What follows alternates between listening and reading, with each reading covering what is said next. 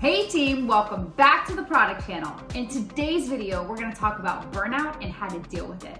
Because let's face it, as a product manager and pretty much in any field, but specifically in our field, it's a common challenge. But don't worry, I got you covered. So let's get started. So tip number one is identifying your triggers. So you're gonna really need to figure out what triggers contribute to your stress and ultimately your burnout. So your workload should match your capacity so you don't feel overloaded. I know this is way easier said than done. You know, sometimes you just can't prevent it at certain points, but it shouldn't be a redundant thing, like an everyday thing where you're just over capacity, right? And this goes into your personal and your professional life. From a professional standpoint, in my experiences, my triggers were inefficient processes, a lack of resources, unrealistic deadlines, you know, that lack of leadership and the constant uncertainty. You know, obviously we've discussed that uncertainty is a part of being a product manager, but it shouldn't always be like that. You should find ways to mitigate that if you can, as much as possible. And then for my personal life, triggers for me have been, you know, I'm not taking care of myself as much. I've noticed that. I'm like, wait, have I gone to the gym in the past couple of days? Am I eating correctly? You know, am I talking to myself in a way that I'm used to talking to myself and getting that positivity, practicing that gratefulness? I start noticing that when these things start compiling and happening, I'm like, this is not me. This is just not who I am. And when I identify those, it really helps me deal with them when they arise. You know, nothing's perfect, but if you can identify your triggers, it doesn't just like boil over, you know, the cup, if you will. You're like, okay, well, let me dial it back and see what I can do to be my best self. So tip number two is prioritizing self-care.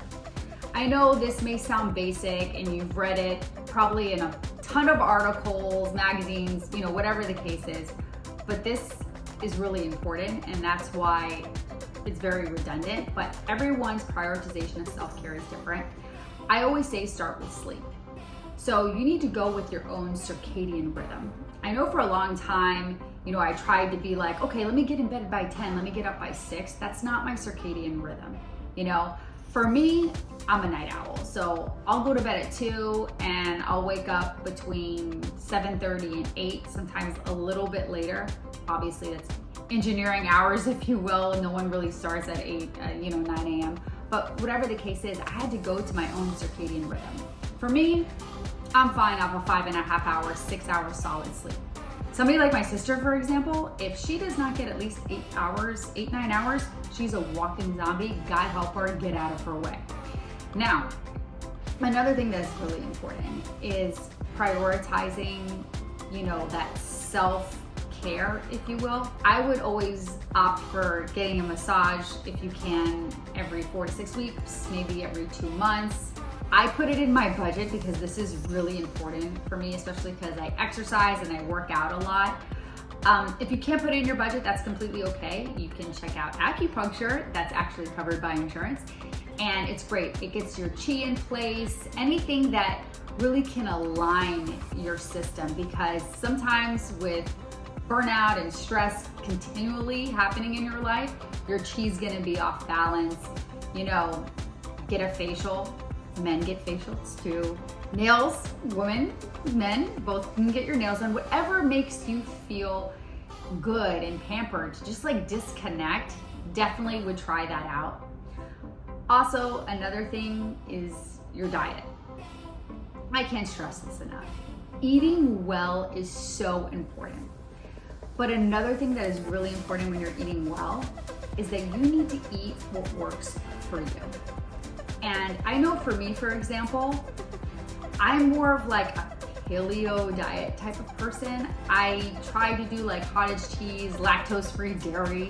It just didn't work for me. You know, grains, I would have a rice cake and I would just be like, you know, broccoli, cauliflower. I can't do cruciferous vegetables. I have a sensitive digestion. So, you know, in a normal circumstance, for somebody that did not that didn't have those type of, gut issues that could process it, cauliflower, broccoli, cottage cheese, all those things are really good for you.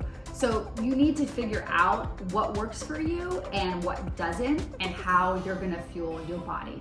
The way that I see it is when I go and I reach for something, especially when I'm stressed or burned out, we're so, I guess, I don't wanna say eager, but we're more obliged to be like, okay, like I want this candy bar, or I want this shake, I want this comfort food, if you will. Especially when you're burned out and you're stressed, because when you have like high sugar, high fat items, your serotonin levels go up. So you're like reaching for that. And I actually have to dial myself back. And that's one of those ways that I identify if I'm kind of burned out or not, because I'm like, I'm continually going for items that I normally don't go for. And I know they're not gonna serve me in the end, So during those high stressful periods, when I'm starting to really feel that burnout, my diet, it shows me like, something, Samantha? Go for foods that are gonna serve you right now to combat that stress and get everything into like a normal kind of cadence. In addition, exercise is really, really important. So a lot of people think, well, going to the gym, if I don't go to the gym, I'm not exercising. That's not true. You can exercise in so many different ways, even if it's just to get a walk in throughout the day, or even a walk at the end of the day. You can have some type of physical activity. A lot of people will play a sport, soccer, flag football, baseball, golf, or they'll do some type of physical activity like rock climbing or kayaking. Anything that really gets your serotonin levels up would really, benefit you when you're in high periods of stress. Also, I've noticed that when I'm not exercising as much and I don't have that need to really want to exercise, it's usually because I'm really tired and I'm experiencing that burnout. And I'm like, I need to scale back because I know exercise is really important for me. So it's not a double-edged sword, it's probably not the right term to say, but exercising is important, especially during, those burnout phases. That's how you practice self-care. So if you're not practicing self-care, like eating well or exercising or whatever the case is normally, that you put yourself in that position to really take care of yourself, and you start noticing that sliding, that's when I'm like, wow, this is triggering me, because I know this is not normally, who I am. So tip number 3, setting those clear boundaries, because it's so important to disconnect and recharge and have your set hours in place. And a lot of people think that, setting clear boundaries is just in the workplace. Well, this is not true. And I say that because throughout the day, I've blocked my calendar. I'll sit there and say 12 to 1, whatever I want to do. Do I want to hit the gym, or do I want to go to lunch? Whatever the case is. But you need to be able to say, hey, this is my time for me to recharge. And I think a lot of people think it's just 9 to 5. So past 5 p.m., those are my boundaries. I don't agree with that at all. Like I said previously in previous videos, it's really important to take little breaks throughout the day to recharge yourself. I can't obviously stress this enough. I remember at the startup that I was at, and these people would get together during lunch, block it off in their calendar, and they would go work out. And I remember thinking that this was so awesome, because they were practicing self-care and they were promoting it and putting clear boundaries in place, saying, hey, this is my time. This is really stressful. I need to know that I can get through all of this stress, so let me take care of me first. And I actually incorporated that into my lifestyle at certain points. Like, let's say during lunch, there was a gym where I used to work, and I would go downstairs and I would work out. And even if there wasn't a gym that I could get to at my previous jobs, I would find a way to have some sort of, reprieve, whether it was doing a little bit of yoga or whatever the case was. It was just so important to practice this, if you will. And you can't neglect yourself, and you have to set those clear boundaries with your teammates as well, and have them set clear boundaries too. Especially it's a two-way street when you're dealing with people. It's not just about you, it's about your teammates as well. And when they see that you're setting clear boundaries, they're gonna wanna do the same for them. And it's really promoting a healthy culture that really has that work-life balance. And I know, honestly, that's not always possible and you're gonna have to pivot. If you can find some sort of cadence in the midst of all of the chaos, that's gonna really help. Then you have tip number 4, which is delegation and collaboration. So I know this is hard to delegate your work. I still struggle with this. I know it's not easy, but you're also creating learning opportunities for your peers and your teammates. But I'm gonna be realistic with you. Not every task you delegate is gonna be a learning opportunity, but you can also think about it like this. That potential learning opportunity in the future can happen by delegating tasks, little tasks like here and there, and it gives your teammates autonomy and they feel like they have, I don't want to say power, but they have this feeling like I'm a part of something bigger than my roles and my responsibilities. And like I said, I think that this is very important and it helps you trust your teammates. So it empowers them to do great work. You know, when you give a teammate a task, they feel like, wow, like, you know, this person, they trust me.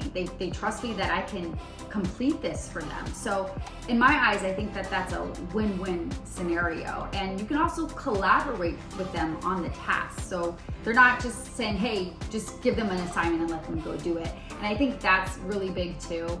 You know, when you delegate tasks, you shouldn't just sit there and just say, hey, I need you to go do this. You should collaborate with them, you know, walk them through it, so that they don't feel like they're just doing busy work. It could be a simple task that may seem like busy work, but it can prep this person for the future and give them the autonomy because you're like, oh, they can get this done. I can give them more stuff in the future that's gonna help them learn and benefit the both of us so that they're constantly growing in their career. So definitely being able to delegate and collaborate, not just delegate, but collaborate as well, will help, you know, burnout for you and also burnout for the people that you're delegating it to, because they're finding a way to multitask and really prioritize. And like I said, they feel like they're really a part of something, which makes them happy, makes them want to do their best work. Tip number 5 are reflections. So I believe it's really important to reflect on both your personal and your professional life. I know this can be really hard, especially since, you know, you try to compartmentalize your personal and your professional, but it's gonna overlap at a certain point. If you can 100% compartmentalize your personal and your professional, all the power to you. I know I haven't been able to do that. So I have reflections in both aspects. And I really try to figure out what I've achieved, you know, my opportunities, where I missed the mark on certain things, and what I can do to continually get better, to try to gain those invaluable insights for the future. So what I have done is that at the end of every quarter, I'll block off like 2 hours of my calendar where I have these retrospectives with myself and I figure out what I can do to get better, not just for myself, but for my teammates.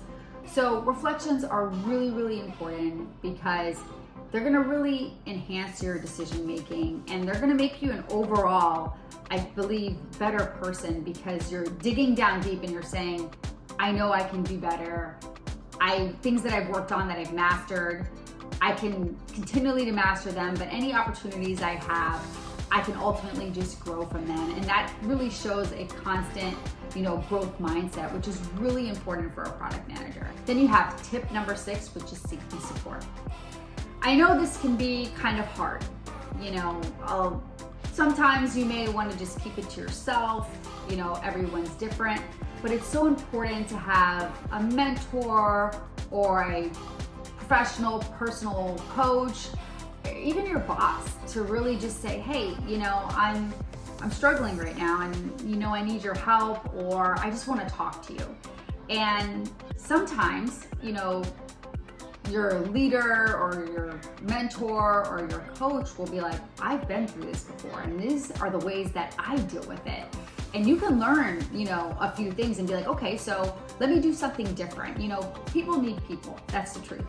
And sometimes just talking, even if they can't offer you any tips or advice or whatever the case is, just being able to talk to somebody that you feel really understands where you're coming from and is really listening to you and creating, like I said, that safe space for you to step into is just so important. And I think in my experience, that just really calms you and brings those serotonin levels to a happy place where you're like, okay, I have somebody in my corner that recognizes my work, understands what I'm going through, because chances are you're not the only one going through it. They're going through it as well, or they have gone through it, you know, because you're in this together. So they could be experiencing the same things and they can tell you in that moment, this is what I'm doing to try to prevent being burnt out. So I think it's a really big win when you can just open up to somebody. And sometimes, I know it sounds crazy, but sometimes even talking to a random stranger really just kind of helps you, whatever works for you. But if you have that consistency and that feedback from people that you trust and that you can really confide in, really does help with burnout. Always have a positive attitude during all this. That's a tip that I would give you, because sometimes with burnout, you know, you tend to kind of, you know, get down on yourself. I think that's natural. And I believe if you have that positive mentality and you're just really speaking from your heart and saying, look, I'm just overwhelmed. Please help me navigate this. These are things that I'm trying to do differently. What are you seeing? What can I do better? And sometimes just talking to people, you know, like I said, people need people. It really does a lot, I think, like mentally, personally for you. So you can figure out ways in which maybe they navigate their situation that you haven't thought about, because usually when you're stressed out, your team members are gonna be stressed out too. Maybe your boss is stressed out. Usually it's not just you, right? And I think that really helps, because when you're talking to them, you know, they can open up to you like, you know, I'm really stressed out. Like I have a lot going on too. And these are the ways that I'm learning to deal with it. And you can learn a lot. And it also creates that camaraderie where you feel safe and you're like, okay, well, they're opening up to me too. And not saying that's always going to be the case, but really getting that guidance, like I said, whether it's a mentor, a personal professional life coach, or even your boss, would make all the difference. So I think that is really important to kind of prevent burnout going into the future. Tip number 7 is don't forget to take time off. You know, I've spoken about breaks, which I think is really important, because I think, well, in my case, I don't want to speak for anyone, but in my case, I would kind of just take those little short breaks and I would never really take time off. That's really bad. Please don't do that. I actually had a mentor tell me years ago, he was like, don't take any time off during your first year at a new job. I adopted this for a really long time, and I can honestly tell you in my reflections, which I spoke about previously, this was a big mistake. You know, your first year at a job is usually, I mean, it can be your most challenging because you're learning so much new information. There are new products, new cultures, new ways of doing things. Maybe you have to adjust your time zone, whatever the case is. There's a lot happening in that first year. And it's important to recharge. And when you recharge, you're setting those clear boundaries like I've spoken about. So taking time off is super, super important. You know, I've had unlimited PTO at one of my jobs, and looking back, I should have taken more advantage of that. You know, it's just so important to recharge because you come back better for it. And taking that time off is there for a reason. So PTO, personal time off, I would highly recommend it. And you know, if your boss tries to message you during that time, I always tell them prepare the others because I am out. So definitely take that time off because it's much needed, especially when you work so hard, and your team will thank you for it and you'll thank yourself for it. So last tip is tip number 8, streamlining your work process. So you're gonna really need to identify the inefficiencies you have in place and figure out how to automate those repetitive tasks, especially when they don't really add value, if you will, or it doesn't show value like in numbers. we're in this state where AI is everywhere. Find a way to automate your task as much as possible, like writing a JIRA ticket, for example, or a PRD, writing an email, getting those brainstorming strategy sessions going, whatever you can do to kind of limit those manual tasks unless you absolutely have to. I mean, even road mapping is really beneficial where you can use AI for that. So really streamlining your process so you don't feel like you're doing all these little tasks that they lead to big things, but it takes you that much longer. I always think it's better to work smart than work hard. It's not always about how many hours you're in the seat. It's about how efficient you are with your day. If you can get your day done in 4 hours and you can still kill it, that's great. I remember I read this book, How to Become a CEO. And I remember one of the head CEOs of this company, I'm not gonna mention his name, he said that he always felt really concerned when he saw people work past a typical workday, if you will, consistently, right? Obviously, we're gonna have those hours where we work longer than most days. Like, that's gonna happen, nothing's perfect. But he said it was like a consistent thing where it was 24/7, you had somebody working 16-hour days. And he's like, I always wondered, could they do their job more efficiently? Were we giving them too much work? And I feel with the generation that we're in with AI and machine learning, you can find a way to automate those tasks and find inefficiencies in your process so that you can get more done with less time and less work. Remember, unsustainable productivity isn't a flex. Your personal well-being is more important than your job. When you take care of yourself, you're more well-equipped to take care of your teammates and ultimately your products. So I hope you found this video helpful. Thanks for watching. And if you haven't already, just click the like and subscribe button. And as always, I'll see you soon.